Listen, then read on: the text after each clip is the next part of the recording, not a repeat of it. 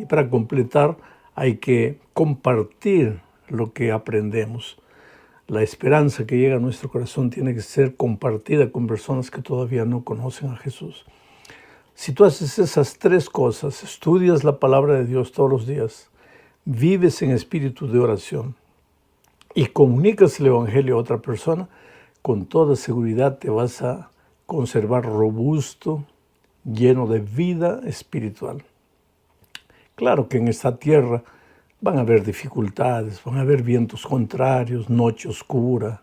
El invierno llega, por más esplendoroso que sea el verano, el invierno llega, a veces crudo.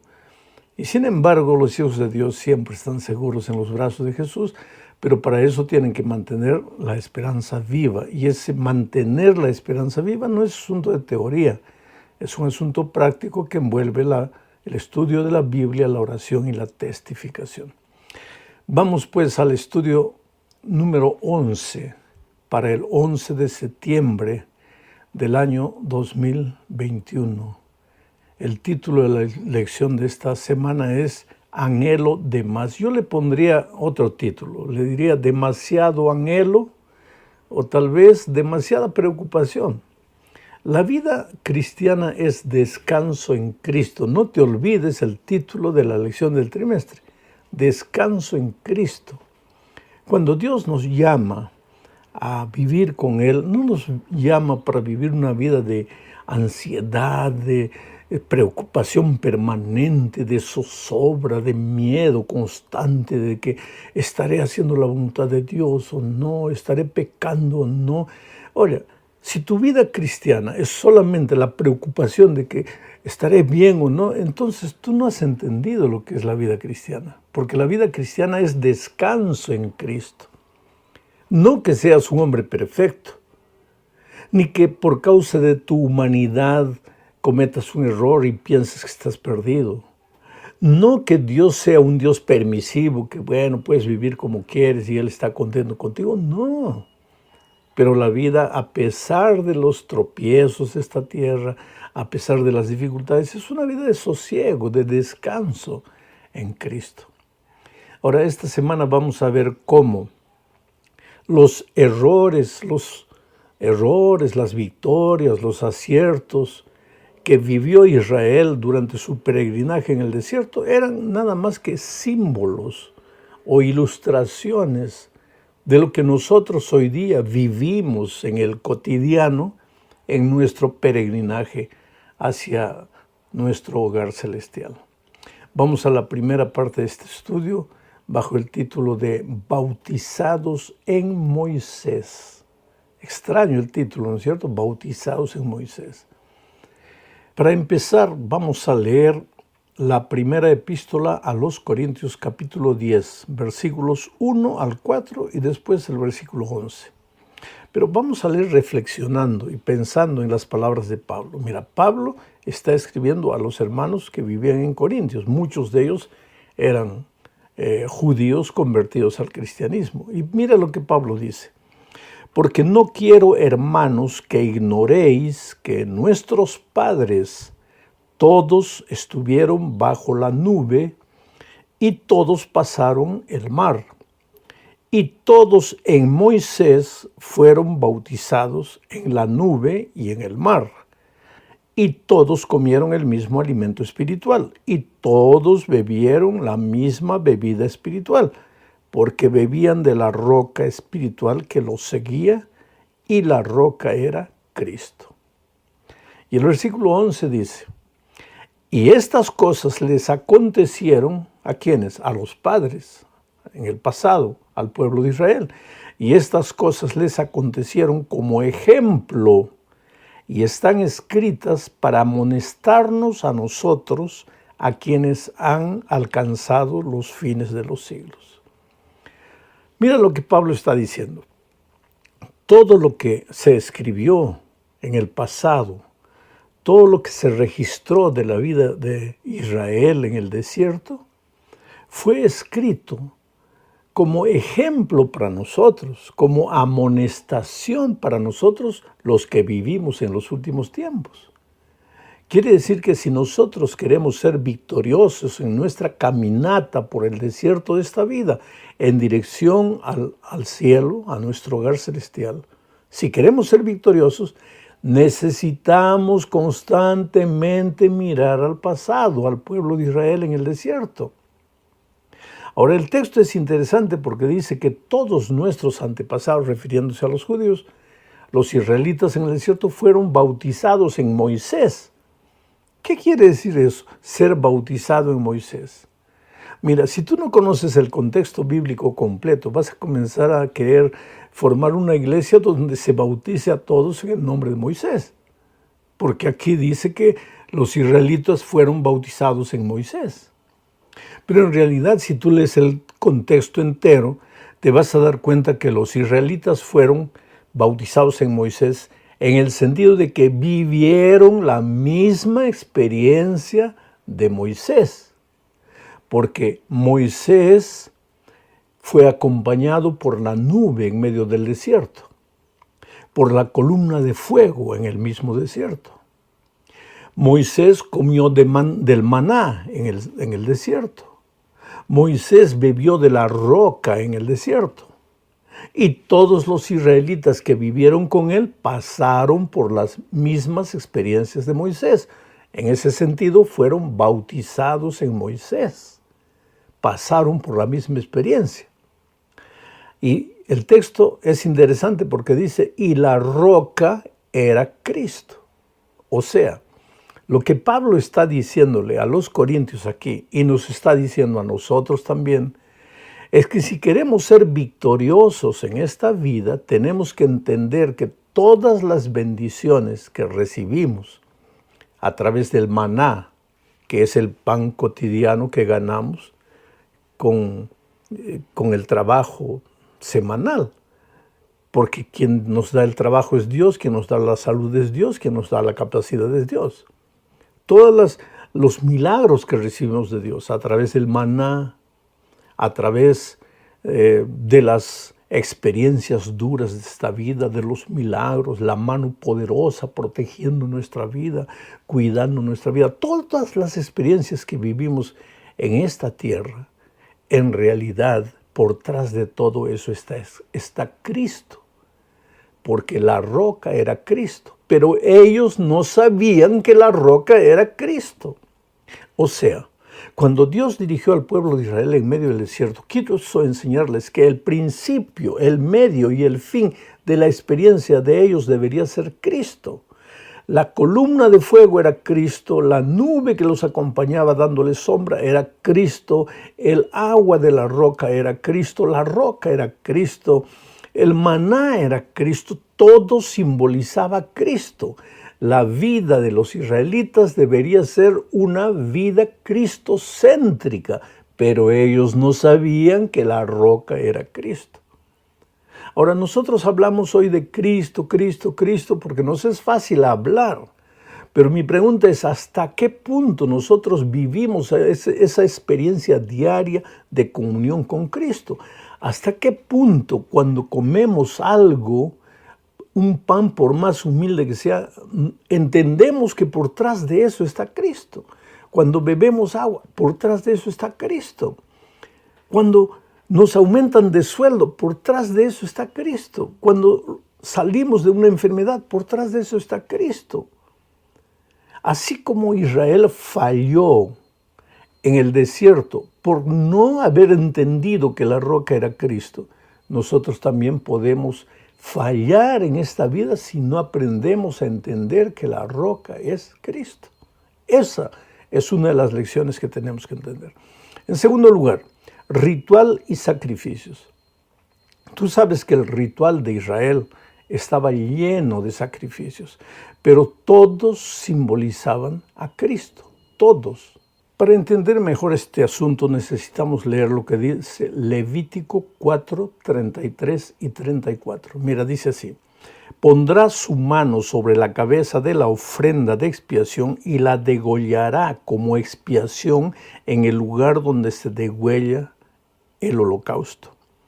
Después tomará el sacerdote con su dedo la sangre de la expiación, la pondrá sobre los cuernos del altar del holocausto y derramará el resto de la sangre al pie del altar. Mira, querido, en Israel, cuando un israelita pecaba y quería ser perdonado, tenía que dirigirse al santuario llevando un corderito. Entonces él colocaba la mano encima del corderito, cerraba los ojos y mentalmente confesaba sus pecados y transmitía todos sus pecados para el corderito.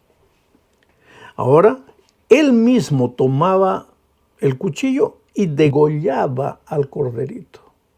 Sacrificaba al corderito. ¿Por qué? Porque la paga del pecado era la muerte. Y como él no quería morir, habían recibido la instrucción de que podrían llevar un corderito y el corderito podría morir en sustitución de él. El pecador había pecado. Él transfería sus pecados al corderito y sacrificaba al corderito. Y ahora, una vez derramada la sangre del cordero, el pecador estaba libre de sus pecados, porque había transferido todos sus pecados al corderito. Ahora, lo que Dios quería enseñar al ser humano es que la paga del pecado es la muerte. La consecuencia natural del pecado es la muerte. Hoy día nosotros, los pecadores, no necesitamos llevar un corderito. No necesitamos sacrificar al corderito. Porque Cristo, el Cordero de Dios que quita el pecado del mundo, ya fue sacrificado por nosotros. Por eso, cuando Cristo murió en el Calvario, las cortinas del templo se rasgaron. ¿Por qué? Porque a partir de ese día ya no sería más necesario que el pecador sacrificase un cordero, porque Cristo, el Cordero del mundo, había sido sacrificado por él. Para nosotros resulta muy fácil decir, oh, Cristo perdonó mis pecados, Cristo murió por mí. ¡Qué fácil! Para el israelita no era tan fácil, porque él vivía en el tiempo de los símbolos. Él tenía que sacrificar al cordero. ¿Cómo sería hoy día si nosotros, pecadores, para ser perdonados, tuviéramos que sacrificar a un cordero? Yo creo que solo para no ver sufrir al cordero, pararíamos de pecar. Pero como Cristo murió por nosotros, oh, qué fácil, Cristo murió por nosotros. Pero tú sabes todo el sufrimiento que le costó a Cristo morir por nosotros. Entonces, cada vez que pecas, tienes que darte cuenta que estás como clavándole el cuchillo al propio Cristo, clavando el martillo en las manos de Cristo. Porque de otra manera, quien tiene que morir por el pecado eres tú, porque quien pecaste tú y la paga del pecado es la muerte. Pero ahora mira, viene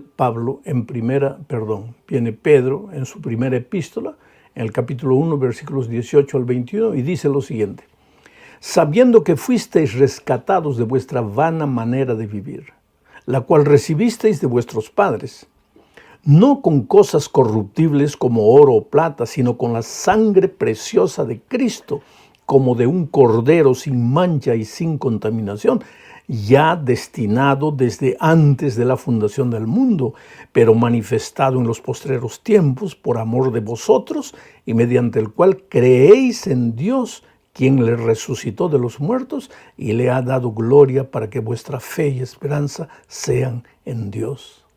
O sea, los sacrificios de Israel también simbolizaban al sacrificio del Cordero, Cristo en la cruz del Calvario.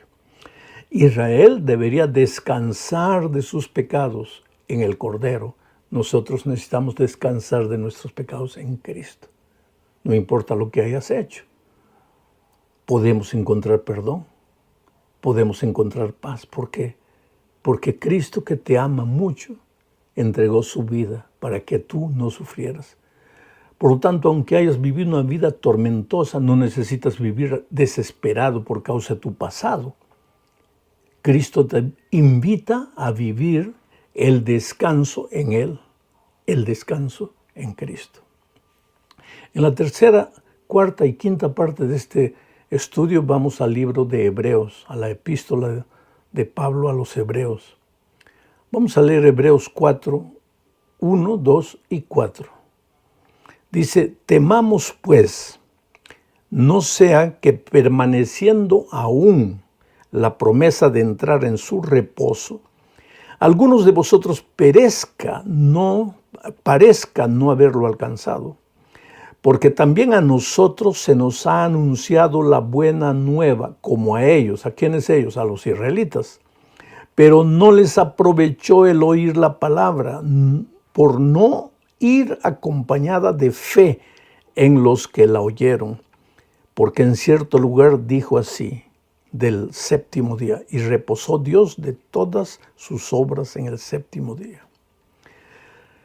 El pensamiento central de este texto no es el sábado como día santo, ni es como muchos piensan que porque Cristo murió el sábado ya no existe. Aquí no se está hablando del sábado, aunque se menciona el sábado. Aquí se está tomando el sábado como un símbolo del descanso de Dios en la semana de la creación. El descanso de su obra creadora. Él descansó el sábado. Lo que Él nos quiere decir es que si tú has encontrado a ese Dios creador que descansó el sábado, tu vida también necesita ser una vida de descanso. No de ansiedad, no de desesperación, no de preocupación, sino de descanso en Cristo. Pero ¿qué dice? Que en el Antiguo Testamento oyeron, pero no creyeron. Y hoy día tú puedes oír y no creer. Aquí, en este texto, se habla del Evangelio, las buenas nuevas del Evangelio. ¿Qué buenas nuevas? Las buenas nuevas de que eras un pecador, estabas condenado a muerte, pero que ahora en Cristo tienes paz. Pero si tú has conocido la iglesia, has conocido el mensaje, has conocido la palabra de Dios, pero no tienes paz, algo está errado en tu vida, en tu comprensión del Evangelio. Porque si has conocido el Evangelio, en realidad tienes que tener paz. Por eso Pablo dice, justificados pues para con Dios tenemos paz. La vida cristiana no es una vida de gente nerviosa, desesperada para cumplir, para acusar al otro, para mirar el pecado. No, tú calma, querido. Pero el pecado está entrando a la iglesia. Tú vive el Evangelio. Que tu vida sea una inspiración y cuando te toque enseñar la palabra de Dios, enséñala con dulzura, con amor, con ternura. Cuando te toca predicar el sábado, predica con amor, con dulzura, con ternura. Levanta a Cristo con la esperanza y después deja que el Espíritu de Dios haga su obra en el corazón de las personas. Pero no tú a veces todo nervioso, quieres ajustar la vida de las personas porque el pecado... Calma, porque la vida cristiana es calma. En la cuarta parte se habla del grande error de Israel. Israel no aprovechó el descanso en Cristo porque endureció su corazón. Por eso en el Salmo 95, versículos 7 al 11, mira lo que dice. El Señor es nuestro Dios y nosotros el pueblo de su prado. Está hablando que nosotros somos ovejas de Dios. La oveja no se preocupa, el pastor se preocupa. El Señor es nuestro Dios y nosotros somos el pueblo de su prado. Somos las ovejas de su mano. Entonces deja que Él se preocupe, no tú descansa en el pastor. Si hoy escuchan ustedes mi voz, no endurezcan su corazón como en Meribá, como en el día de Masá, en el desierto. Allí los padres de ustedes me tentaron, me pusieron a prueba cuando vieron mis obras. 40 años estuve disgustado con esta gente y me dije, el corazón de este pueblo divaga. No han conocido mis caminos, por eso en mi furor juré que no entrarían en mi reposo. ¿Qué pasó en Meribá? En Meribá, o Meribá, como quieras decir, estaba la roca que Moisés golpeó. ¿Y por qué Moisés golpeó la roca? Porque el pueblo no creyó en el poder milagroso de Dios. Todos los días comían del maná, nunca les faltó nada, no tuvieron abundancia, más de hambre no murieron, de sed no murieron. Dios operó grandes milagros en su vida, pero ellos no creyeron. Llevaron a ira, provocaron la ira de Moisés. Un pueblo duro, un pueblo incrédulo. ¿Y qué dice Dios? Deberían haber confiado.